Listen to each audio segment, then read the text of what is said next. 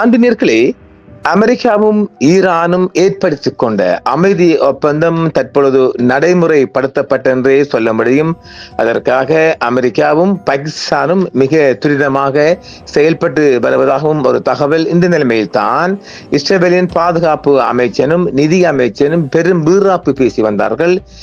நாங்கள் தெற்கு லெபனானை விட்டு வெளியேற மாட்டோம் என்றும், லெபனான் எங்களுக்கு எப்பொழுதும் ஒரு பிளே கிரவுண்ட் மாறி இருக்க வேண்டும் என்றும் சொல்லி வந்த நிலையில் இஸ்ரேலிய பிரதமர் பெஞ்சமின் நெதன்ஸ் மிகப்பெரிய ஒரு தர்ம ஜங்கடத்துக்குள் வந்திருக்கின்றார். நிர்பந்திக்கப்பட்டிருக்கின்றார். போர் நிறுத்தத்தை ஏற்க வேண்டும் என்று அவர் நிர்பந்திக்கப்பட்டிருக்கின்றார்.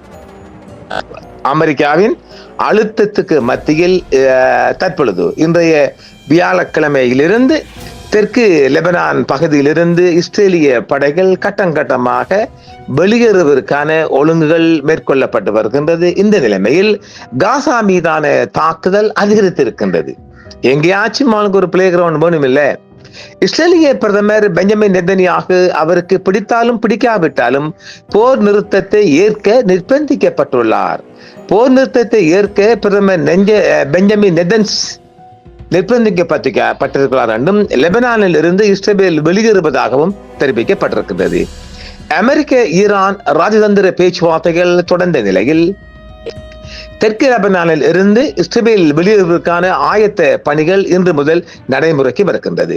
அவ்வேளையில் காசாவில் இஸ்ரேலிய தாக்குதல்கள் நீடித்தன மற்றும் பிராந்திய பதட்டமும் அதிகமாகவே உள்ளதாகவே அங்கிருந்து கிடைக்கும் செய்திகள் தெரிவிக்கின்றது. தெற்கு லெபனானில் இருந்து இஸ்ரேலிய ராணுவம் வெளியேறுவதற்கான கால அட்டவணையை தயாரிப்பதற்கான ஆயத்த பணிகள் நடைபெற்று வருகின்றன. அதே நேரத்தில் புரிந்துணர்வு ஒப்பந்தத்தின் அடிப்படையில் போர் நிறுத்தத்தை ஏற்க பிரதமர் பெஞ்சமின் நெதன்ஸ் நிர்பந்திக்கப்படுகிறார் என்றும் ஒரு செய்தி தெரிவிக்கின்றது. இஸ்ரேலிய போர் நிறுத்த மீறல்களை கண்காணித்து ஆவணப்படுத்தி வருவதாக இஸ்லாமிய எதிர்ப்பு இயக்கம் கூறியிருக்கின்றது. அதே நேரத்தில் லெபனான் மீதான தொடர் தாக்குதல்களை நியாயப்படுத்த 2024 ஒப்பந்தத்திற்கு அப்பாற்பட்ட விதிகளை இஸ்ரேல் பயன்படுத்திக் கொள்வதாக லெபனான் நாடாளுமன்ற உறுப்பினர் எலியாஸ் ஜராடி குற்றம் சாட்டுகின்றார். இஸ்ரேல் தனது போர்களை தொடரும் வரை இப்பகுதியில் நீடித்த அமைதி நிலவ முடியாது என்று ஈரான் வற்புறுத்தியுள்ள நிலையில் வாஷிங்டனுக்கும் தெஹ்ரானுக்கும் இடையிலான தொழில்நுட்ப அளவிலான சந்திப்பு ஜூன் 29 அன்று 30ஆம் தேதி சுவிட்சர்லாந்தில் நடைபெறும் என எதிர்பார்க்கப்படுவதாக அமெரிக்க வெளியுறவு துறை அமைச்சர் மார்க்கோ ரூபியோ இன்று வியாழக்கிழமை அறிவித்திருக்கின்றார். மீண்டும் ஒருபோதும் இல்லை என்பதிலிருந்து காசா மற்றும் லெபனானில் நரகத்தின் வாயில்கள் வரை என்றும் சொல்லப்படுகிறது. அமெரிக்காவின் அரசியல் மற்றும் பொது ஆதரவு சரிந்து வருவதால் இஸ்ரேல் முன்னெப்போதும் இல்லாத ஒரு மூலோபாய வீழ்ச்சிக்கு நுழைந்துள்ளது என்று ஒரு முக்கிய இஸ்ரேலிய கட்டுரையாளர் வாதாடுகின்றார். ஹாமுஸ் வழியாக ஒருதலை பட்சமான கப்பல் வழித்தடத்தை IRGC நிராகரித்தது. இஸ்லாமிய புரட்சி காவல் படை ஈரானுடன் ஒருங்கிணைக்காமல் ஹாமுஸ் ஜலச்சந்தி வழியாக ஒரு புதிய கப்பல் வழித்தடத்தை அறிவிப்பது ஏற்றுக்கொள்ள முடியாதது மற்றும் ஆபத்தானது என்றும் புரட்சி காவல் படை தெரிவித்திருக்கின்றது. தெற்கு லெபனானில் இருந்து இஸ்ரேலிய படைகள் வெளியேறுவதற்கான கால அட்டவணையை தயாரித்து வருவதாகவும் தெரிவிக்கப்படும். அதேவேளை ஒரு பிராந்திய பாதுகாப்பு மற்றும் அரசியல் வட்டாரம் அல் மதீனிய செய்தியிடம் தெரிவித்துள்ளதாவது படைகள் வெளியேறும் கால அட்டவணை தற்போது ஆய்வு மற்றும் மறு பரிசீலனை உள்ளது என்றும் அந்த வட்டார செய்திகள் தெரிவிக்கின்றது. ஈரான் அமெரிக்க புரிந்துணர்வு ஒப்பந்தத்தின் கீழ் இஸ்ரேல் ஆரம்ப கட்ட வெளியேற்ற திட்டங்களை தயாரித்து வருவதாகவும் செய்திகள் வெளியாகிருக்கின்றது. தொடர்ந்து இஸ்ரேலிய அரசியல் எதிர்ப்பிருந்த போதிலும் நெதன்யாகு போர் நிறுத்தத்தை ஏற்க நிர்பந்திக்கப்பட்டார் என்றும் அந்த செய்திகள் தெரிவிக்கின்றது. இஸ்ரேலிய அதிகாரிகளின் தொடர்ச்சியான அறிக்கைகள் அரசியல் மற்றும் இராணுவ தோல்வி மற்றும் பெரும் உள்நாட்டு பதற்றத்தை பிரதிபலிக்கின்றன. மேலும் ஈரான் அமெரிக்க புரிந்துணர்வு ஒப்பந்தத்தின் கீழ் ஏற்படுத்தப்பட்ட போர் நிறுத்தத்தை ஏற்றுக்கொள்வதை தவிர பிரதமர் பெஞ்சமின் நெதன்யாவுக்கு வேறு வழியில்லை என்றும் தெரிவிக்கப்பட்டிருக்கின்றது.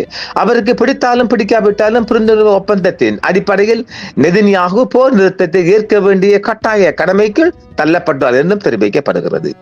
எதிர்ப்பு படை போர் நிறுத்தத்தை அமல்படுத்தியுள்ளது. மேலும் ஆக்கிரமிப்பாளர்கள் கடைசி இடத்திலிருந்து வெளியேற்றப்படும் வரை தங்கள் பணியை தொடரும் என்றும் தெரிவித்திருக்கின்றார்கள்.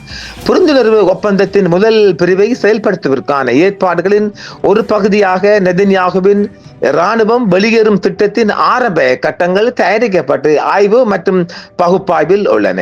சுவிட்சர்லாந்தில் நடந்த பேச்சுவார்த்தையின் போது ஈரான், அமெரிக்கா, லெபனான், கத்தார் மற்றும் பாகிஸ்தான் ஆகிய நாடுகள் உள்ளடக்கிய ஒரு தகராறு தீர்வு அமைப்பை நிறுவ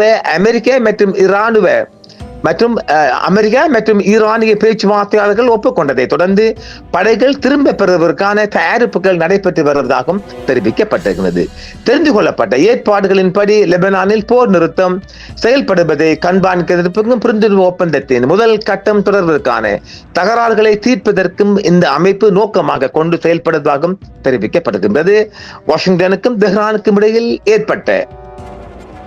எட்டப்பட்ட ஒப்பந்தத்தை இஸ்ரேலிய அதிகாரிகள் தொடர்ந்து விமர்சித்து வரும் நிலையில் ஒரு பரந்த பிராந்திய போரை தடுப்பதற்கான ஒரு வழிமுறையாக இந்த ஒப்பந்தத்தை ட்ரம்ப் நிர்வாகம் ஆதரித்து வரும் வேளையில் இந்த முன்னேற்றங்கள் எட்டப்பட்டுள்ளன என்றும் தெரிவிக்கப்படுகின்றது. ஆக தெற்கு லெபனானிலிருந்து ஒட்டுமொத்தமாக IDF வெளியேறும் நிலைதான் வந்திருக்கின்றது. பார்ப்போம், தொடர்ச்சியான மீறல்களும் இடம்பெற வாய்ப்பு இருக்கு இல்லையா? பார்ப்போம், அடுத்து வரும் செய்திகளும். நன்றி நேயர்களே, மீண்டும் சந்திப்போம்.